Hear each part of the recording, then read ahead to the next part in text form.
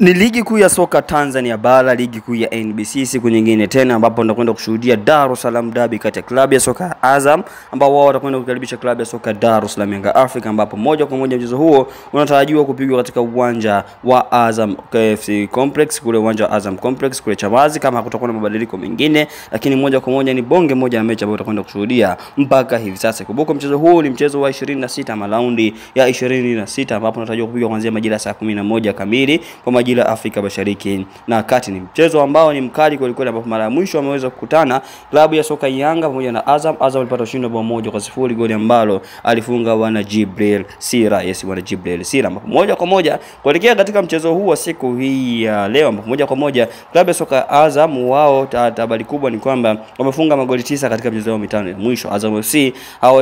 wameshinda michezo yao miwili ya mwisho dhidi ya Yanga, ambayo yote waliocheza dhidi ya Yanga michezo yao miwili ya mwisho wameshinda, lakini pia wanashika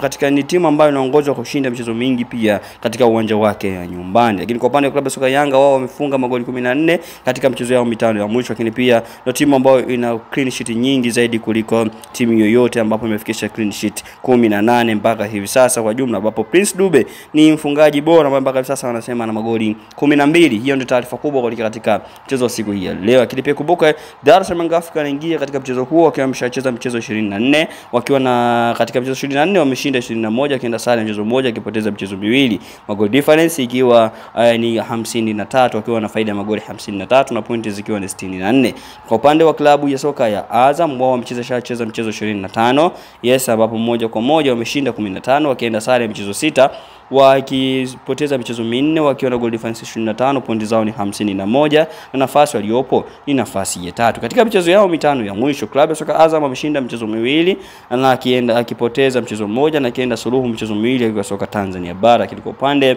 wa klabu ya soka Yanga, wao wameshinda michezo yote mitano. Kwa upande wa klabu ya soka Azam, yeye amepoteza dhidi ya klabu ya soka ya Singida Black Stars bao 1-0, lakini pia amemfunga Ken Gold mabao 2-0, akamfunga Tanzania Prisons mabao 4-0, akaenda sare na Namungo ya bao 1-1, lakini pia akaenda sare na klabu ya soka Simba mabao 2-2. Kwa klabu ya soka Yanga, mchezo wake wa mwisho amefunga Coastal Union bao 1-0, akamfunga Tabora United mabao 3-0, akamfunga